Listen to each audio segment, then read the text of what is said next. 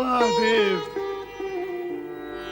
महादेव, मैंने स्वर्ग के जिन देवताओं के लिए ये सब किया, अब वो ही मेरा तिरस्कार करने लगे हैं।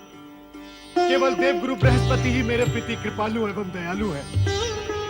उन्होंने ही मुझे परामर्श देकर आपकी शरण में भेजा है। मेरा उद्धार करे महादेव, मेरा उद्धार करे महादेव, मेरा उद्धार करे। देवराज इंद्र, जब से इस सृष्टि का निर्माण हुआ है, तब से एक अटूट नियम, जिसे विधि का विधान भी कहा जाता है, अपना कार्य अत्यंत सुचारू, कठोर और नियमित रूप से कर रहा है। जगत के सभी प्राणी इस नियम से परिचित हैं, किंतु सुख और स्वार्थ की कामना में वे इस नियम को तोड़ते हैं और सुखी होने की अपेक्षा दुखी हो जाते हैं। प्रभु, आप किस नियम के विषय में कह रहे हैं? यही कि छल, कपट, षड्यंत्र, अन्याय, अनीति, इन सब का दुष्परिणाम प्राणी को भोगना ही पड़ता है। वो कितना भी प्रयास व प्रयत्न कर ले इससे बचने के लिए, किंतु बच नहीं सकता। आज तक न कोई बच पाया है और न ही भविष्य में कोई बच सकेगा।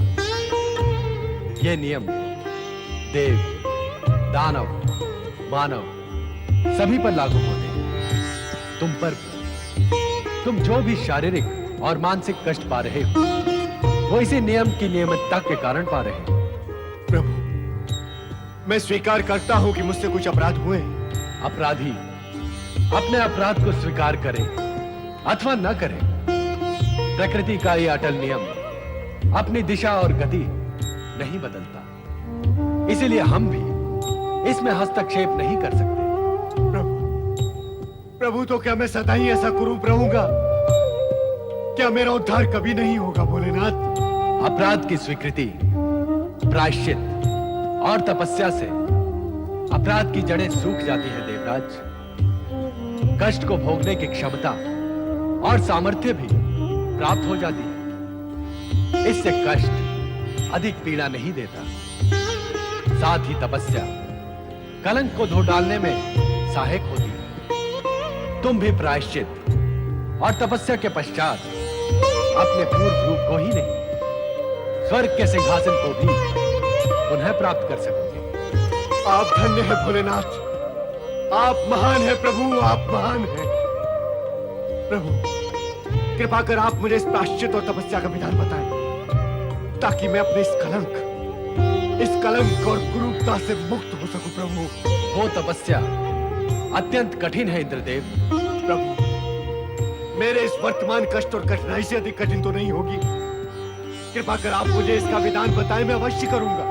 यही कैलाश के समीप मानसरोवर में एक विशाल कमल है। उसी कमल की नाल में सूक्ष्म शरीर बनाकर तुम्हें सच्चे मन से तब तक तपस्या करनी होगी जब तक तुम्हारे द्वारा किया गया ब्रह्म हत्या का पाप धुल न जाए। प्रभु, मेरी तपस्या कब तक पूर्ण होगी? कृपा कर ये भी बता दे तो मेरे पीड़ित मन को शांति मिले। प्रभु, तपस्या की कोई अवधि नहीं होती देवराज। सच्चे मन से की जाए तो क्षणों और घड़ियों में सफल हो जाती है, और कच्चे मन से की जाए तो वर्षों भी लग सकते हैं। तुम तो निर्मल मन से तप करो, परिणाम शुभ ही होगा। अब समय नष्ट न करो, अपने साध्य की ओर बढ़ो। आपकी आज्ञा शिरोधार्य देवादिदेव, आपकी आज्ञा शिरोधार्य।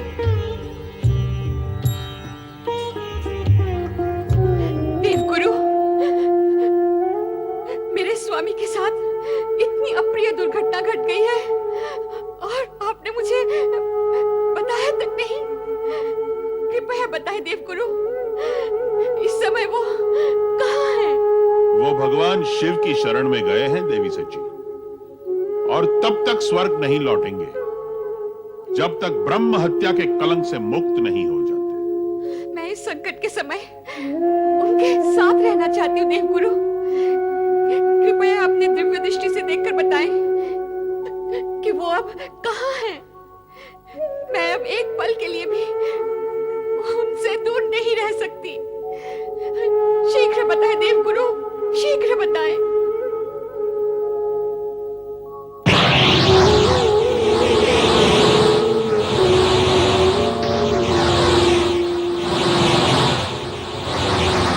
है देवगुरु? कहाँ है मेरे स्वामी? वे कहां हैं? ये बताना शिव इच्छा के विरुद्ध होगा देवी सची। आप माता शक्ति की आराधना करते हुए अपने पति की प्रतीक्षा करें। माता ही आपके उद्विग्न मन को शांति प्रदान करेगी। देवगुरु बृहस्पति की आज्ञा अनुसार पति इंद्र की पुनः प्राप्ति के लिए शची ने शक्ति की आराधना तो आरंभ कर दी, किंतु इंद्र की अनुपस्थिति से स्वर्ग का संचालन असंतुलित हो गया तथा अनावृष्टि व प्रकृति के प्रकोप के कारण पृथ्वी का जनजीवन व कार्यकलाप भी प्रभावित हुआ। जल स्रोतों के सूखने से अकाल की स्थिति उत्पन्न हो गई। पृथ्वीवासी त्राहि कर उठे। ये देखकर नारद भी चिंतित हुए। नारायण नारायण। देवराज इंद्र ब्रह्म हत्या के कारण स्वर्ग के सिंहासन से पदभ्रष्ट हो गए। सृष्टि का संचालन अस्त व्यस्त हो गया। अनावृष्टि और अकाल के कारण पृथ्वी पर के पशु पक्षियों के कंकाल दिखाई दे रहे हैं। पृथ्वी तो विपदाओं से त्राही माम पुकार रही है, और स्वर्ग में भी विपदा के काले बादल ना जाने कब तक मंडराते रहेंगे। स्वर्ग लोक का क्या होगा? पता नहीं स्वर्ग लोक का सिंहासन कब तक रिक्त रहेगा। ना जाने स्वर्ग का राजा कौन बनेगा। इन विपदाओं से केवल भगवान भोलेनाथ ही हमें मुक्त कर सकते हैं। सब प्रेम से बोलो ओम नमः शिवाय, ओम नमः शिवाय, ओम नमः शिवाय।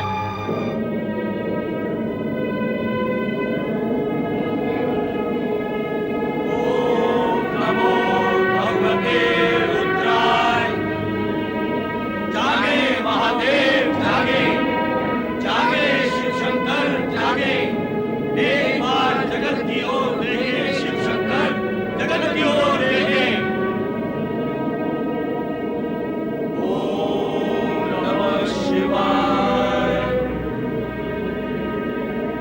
हे भोलेनाथ, अकाल और अनावृष्टि से धरती के प्राणी त्रस्त हैं। उन पर करुणा कीजिए शिवशंकर। सप्तऋषिगण, आप सभी इस सत्य को भली भांति जानते हैं कि स्वर्ग लोक में इंद्र का सिंहासन रिक्त होने के कारण वहां की व्यवस्था भंग हो चुकी है। अब देवगण किसके आदेश से कार्य करें? वरुण किसके आदेश से वृष्टि करे? पवन किसके आदेश से वेग उत्पन्न करे?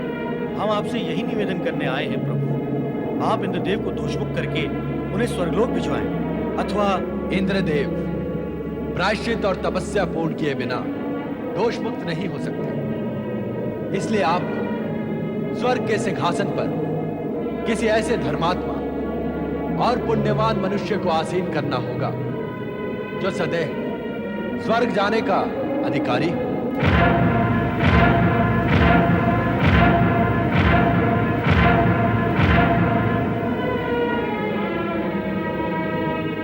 क्या देवताओं में ऐसा कोई देव नहीं जो इंद्रदेव की अनुपस्थिति में स्वर्गलोक का संचालन कर सके?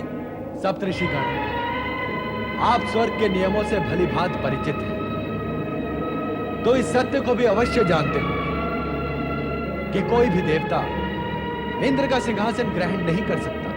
फिर तो आप ही बताएं प्रभु कि पृथ्वी पर कौन ऐसा धर्मात्मा पुण्यवान पुरुष है जो सदैव स्वर्ग जाने का अधिकारी हो।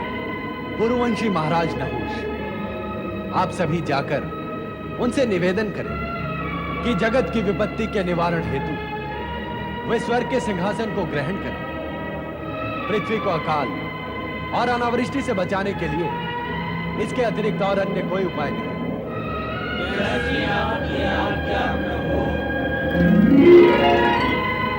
स्वामी, आज तक ऐसा कभी नहीं हुआ कि कोई मनुष्य स्वर्ग के सिंहासन पर बैठा हो। क्या ये सृष्टि के नियमों के विरुद्ध नहीं होगा? नियम में अपवाद भी तो होते हैं देवी। ये अवसर अपवाद का ही है।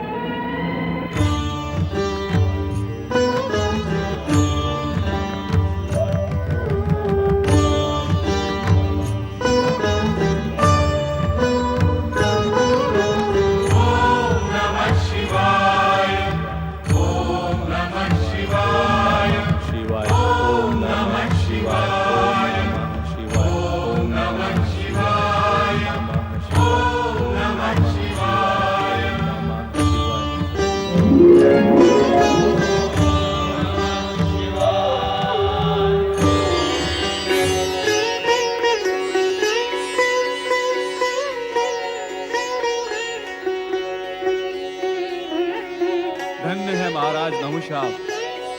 अनुपम है आपकी शिव भक्ति। इसी शिव भक्ति के पुण्य प्रताप से आप सदैव स्वर्ग जाने के अधिकारी हुए हैं। हम सप्तर्षि आपको इसी समय स्वर्ग ले जाने आए। सर्वप्रथम तो मैं आप सप्तऋषियों को प्रणाम निवेदन करता हूं। तत्पश्चात मैं ये स्पष्ट करना चाहता हूं कि मुझे स्वर्ग जाने की कोई आकांक्षा नहीं। मैं शिव आराधना के सुख से वंचित और अपने प्रजा पालन के कर्तव्य से विमुख होकर स्वर्ग कभी नहीं जाना चाहता। अतः मुझे क्षमा करें। हम शिवाज्ञा से ही आपके पास आए हैं, हमें निराश न करें।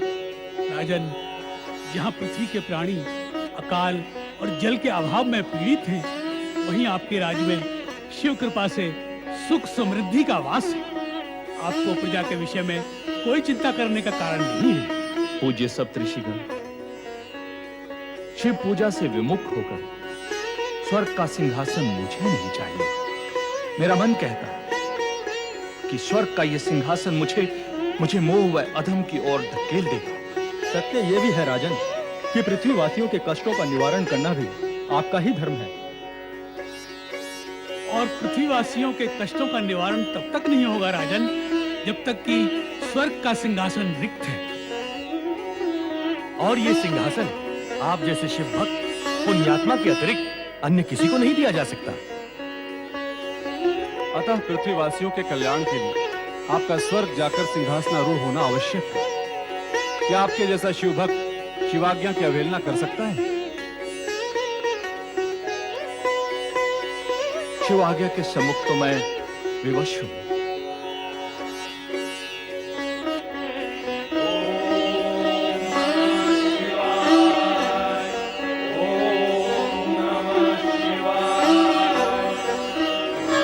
धर्मात्मा महाराज नहुष की, धर्मात्मा महाराज नहुष की, धर्मात्मा महाराज नहुष की। महाराज नहुष एवं पूज्य सप्त ऋषिगण, आपका स्वागत है। देवगुरु बृहस्पति, धर्मात्मा नहुष स्वर्गाधिपति के सिंहासन को सुशोभित करें और आपके आशीर्वाद तथा देवों के सहयोग से देवराज का कर्तव्य निभाएंगे। अवश्य गुरु वशिष्ठ, अवश्य। महाराज नहुष, स्वर्ग के सिंहासन पर विराजिए।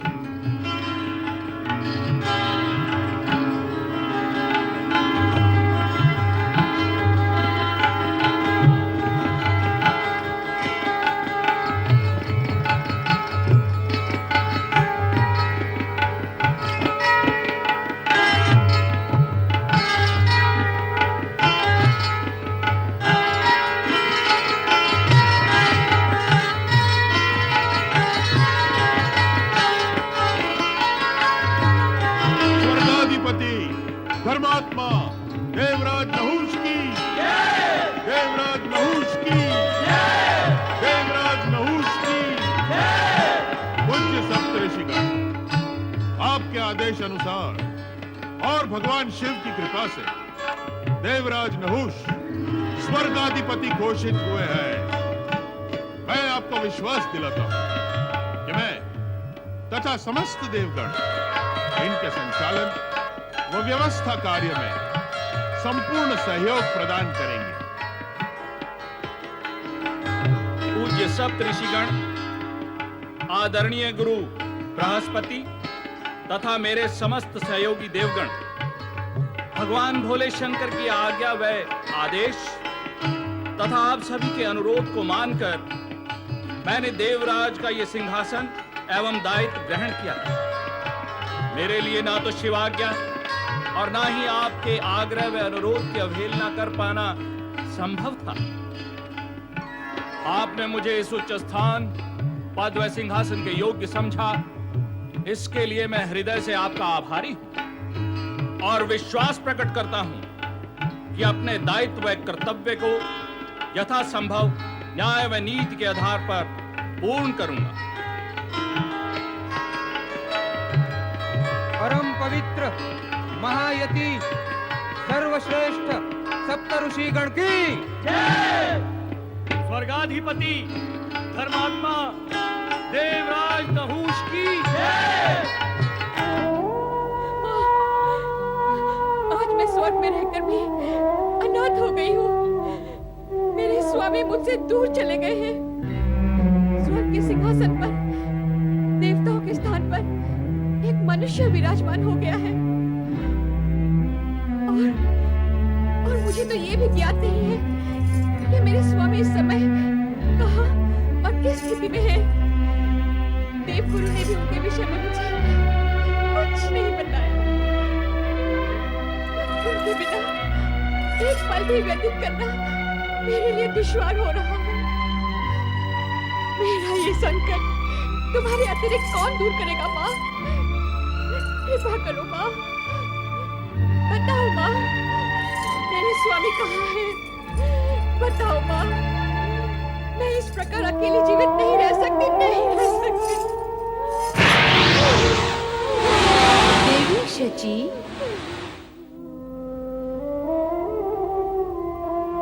तुम्हारे पति इंद्रदेव भगवान शिव के आदेशानुसार इस समय मानसरोवर के जल की कमल नाल में अपने पाप का प्रायश्चित कर रहे हैं। जब तक उनका प्रायश्चित पूर्ण नहीं होगा तब तक वो कमल नाल से बाहर नहीं आएंगे। इसलिए धैर्य धारण करो और उनके लौटने की प्रतीक्षा करो। माता, क्या इसी समय अपने स्वामी का दर्शन करना संभव नहीं है? कोई और पुरुष अगर स्वर्ग के सिंहासन पर विराजमान हो तो मैं एक पल के लिए भी स्वर्ग में रहना नहीं चाहती, नहीं चाहती, नहीं चाहती।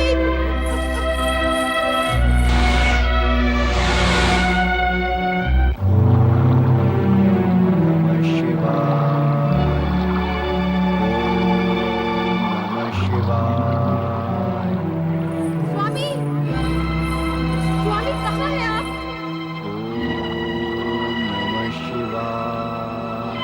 स्वामी, स्वामी कहाँ हैं आप? स्वामी, मैं आपके चरणों की दासी सची आपके दर्शन करना चाहती हूँ। स्वामी, कहाँ हैं आप? मैं यहाँ हूँ देवी शची। स्वामी,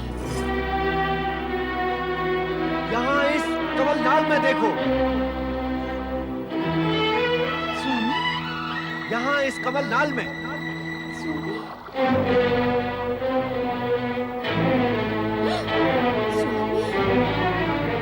आपकी ये दशा कैसे? स्वामी, आपकी ये दशा किसने की? स्वामी, मैं आपके पास आ रही हूँ। स्वामी, वहीं रुक जाओ देवी शची, वहीं रुक जाओ। मुझे अपने पाप का प्रायश्चित अकेले ही करना है। तुम स्वर्ग को लौट जाओ देवी शची, तुम स्वर्ग को लौट जाओ। क्या करूंगी मैं स्वर्ग लौटकर? आपके बिना वो स्वर्ग मेरे लिए नर्क है स्वामी। और आपके सिंहासन पर राजा नहुष आसीन हो चुका है। राजा नहुष? और अब मैं स्वर्ग में इंद्राणी का पद नहीं पा सकती। मैं वहां लौटकर नहीं जाऊंगी, नहीं जाऊंगी, नहीं। देवी शची, यदि स्वर्ग के सिंहासन पर राजा नहुष आसीन हो चुका है तब तो तुम्हारा स्वर्ग में रहना और अधिक आवश्यक है। अन्यथा मैं स्वर्ग का सिंहासन फिर कभी प्राप्त नहीं कर सकूंगा। तुम स्वर्ग को लौट जाओ देवी शची, स्वर्ग को लौट जाओ। नहीं स्वामी, आप मुझे धर्म संकट में न डालें। अब मैं यही मानसरोवर के तट पर शिव आराधना करते हुए आपके बाहर आने की प्रतीक्षा करूंगी स्वामी। देवी शची, तुम्हें मेरी शपथ है, तुम स्वर्ग को लौट जाओ। देवी शची, तुम स्वर्ग को लौट जाओ, तुम्हें मेरी शपथ है। ये कैसी शपथ दे दी स्वामी आपने? मुझे विवश कर दिया। आपकी शपथ और आज्ञा न मानना मेरे लिए संभव नहीं है। और मानती हूँ तो मन नहीं मानता। और ये समय मन की नहीं, आपकी बात मानने का है।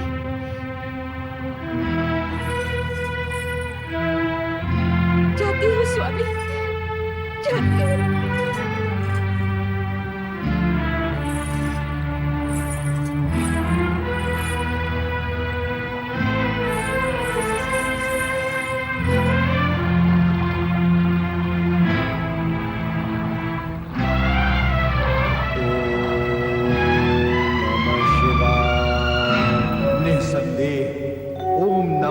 शिवाय के इस पंचाक्षरी मंत्र से प्रत्येक पीड़ित प्राणी का कल्याण होता है। इस मंगलकारी मंत्र के उच्चारण से इच्छित फल व वरदान की भी प्राप्ति होती है। महर्षि दधीचि की पत्नी सुवर्चा को महेश्वर शिव के आशीर्वाद से रुद्रावतारी पुत्र की माता बनने का सौभाग्य प्राप्त हुआ था। समय आने पर पुत्र पिप्पलाद बड़ा हुआ। माता सुवर्चा सदा की भांति ओम नमः शिवाय का जाप कर रही है। ओम नमः शिवाय, ओम नमः शिवाय, ओम नमः शिवाय, ओम नमः शिवाय, ओम शिवाय।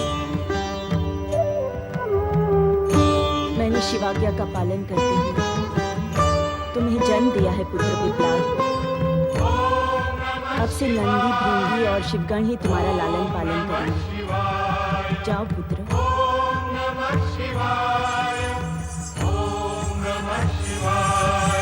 प्रणाम माता।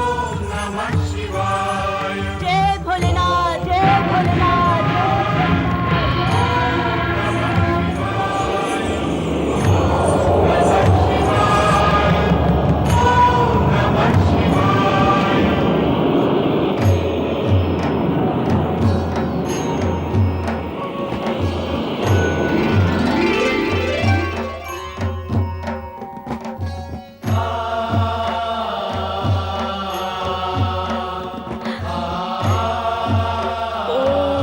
शिवाय।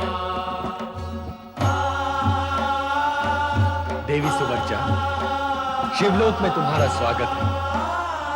अस्थिदानी महर्षि दधीचि तुम्हारी यहाँ प्रतीक्षा कर रहे हैं।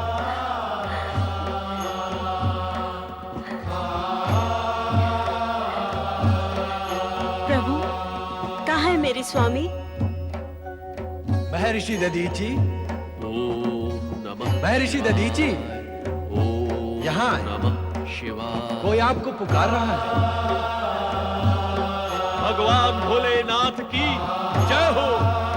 स्वामी, स्वामी, प्रणाम शिव शंकर। स्वामी। महर्षि दधीचि एवं देवी सुवर्चा, तुम दोनों शिवलोक आकर जन्म मरण के बंधन से मुक्त हो चुके। तुम्हारा पुत्र रुद्रावतारी पिप्पलाद शिवगणों द्वारा लालित पालित होकर जगत में शिव भक्ति का प्रचार करेगा। अब आप दोनों अदृश्य रूप से सदा सदा के लिए शिवलोक में निवास करेंगे। जो हुआ है आपकी कृपा से ही हुआ है परमेश्वर। जो होगा वो भी आपकी कृपा से होगा प्रभु।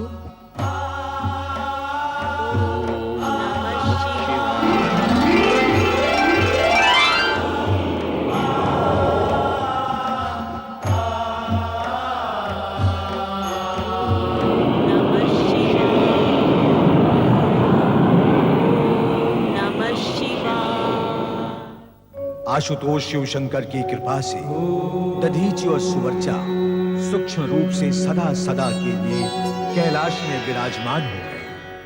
किंतु तपस्यारत देवराज इंद्र को अभी तक भोलेनाथ की कृपा प्राप्त नहीं हो सकी थी। यही विषय शची के साथ साथ देवी सरस्वती की चिंता का कारण बन चुका था। इसी चिंता के निवारण के लिए उनका कैलाश पर आगमन हुआ।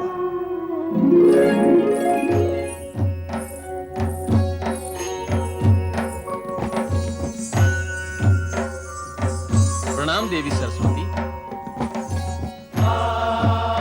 आप किसे ढूंढ रही हैं देवी सरस्वती? नंदी महाराज, मैंने तो तुम्हारी प्रशंसा बहुत ही सुनी है कि तुम बहुत ही बुद्धिमान हो, इसलिए भगवान शिव के विशेष गण हो। किंतु तुमने जो प्रश्न किया है वो बुद्धिमता पूर्ण नहीं है। मुझसे क्या कोई भूल हुई? स्वयं ही सोचो कि मैं यहाँ कैलाश पर किसे खोज सकती हूँ। देवी सरस्वती को देवी शची की चिंता के लिए कैलाश पर आने का कष्ट करना पड़ा। अन्य कोई उपाय ही नहीं था भूलेश्वर। आप तो विद्या की देवी हैं, आपको ये सत्य तो ज्ञात होगा है कि देवी शची और इंद्र ने महाशक्ति की पूजा उपासना की थी। आपको यह भी अवश्य ज्ञात होगा कि पूजा कभी व्यर्थ नहीं जाती।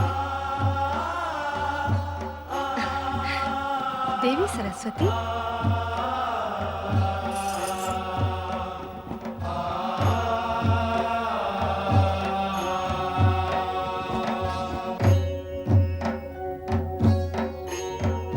महादेवी शची की रक्षा अवश्य करेंगी।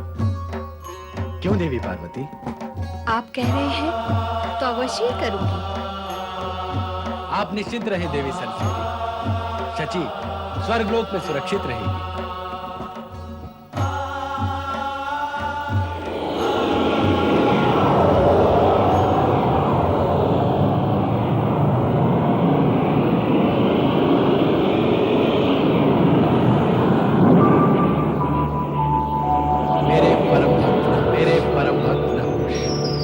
तुम शीघ्र ही कैलाश चले आओ, कैलाश चले आओ। हम तुमसे कुछ कहना चाहते हैं, कहना चाहते हैं।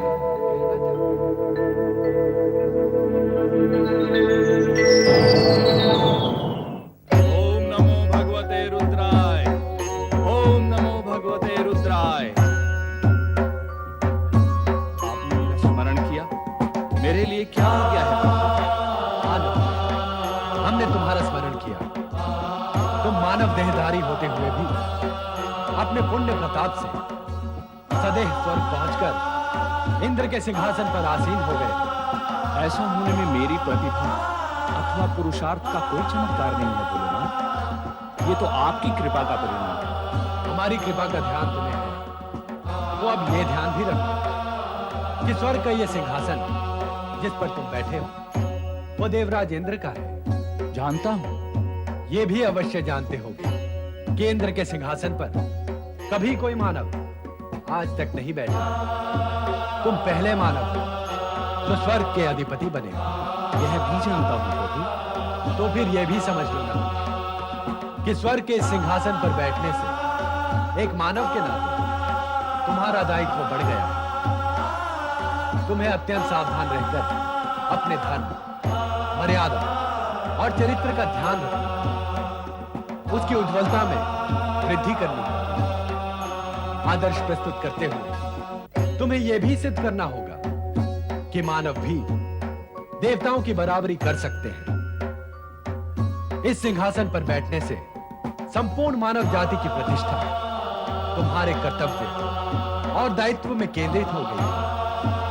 तुम्हारा पुण्य किसी भी स्थिति में क्षीण नहीं होना चाहिए। अपने चरित्र को इतना ऊंचा उठाओ कि स्वर्ग के देवता तुम्हारा आदर करें। ऐसे कल्याणकारी कार्य करो जिससे जगत विगत सब कुछ भूल जाए। भोलेनाथ, मैंने आपकी आराधना स्वर्ग प्राप्ति के लिए नहीं की थी। स्वर्ग पहुंचकर भी मेरा मन पृथ्वी लोक में रमा है।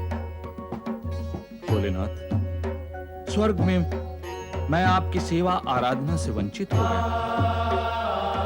मुझे पृथ्वी लोक तुम्हें पहुंचा दे भगवान, ताकि मैं नियमित रूप से धर्म पूर्वतः आपकी आराधना कर सकूं।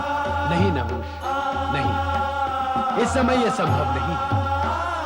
जब तक तुम्हारा संचित पुण्य तुम्हारे साथ है, तब तक तुम्हें स्वर्गलोक में ही रहना होगा।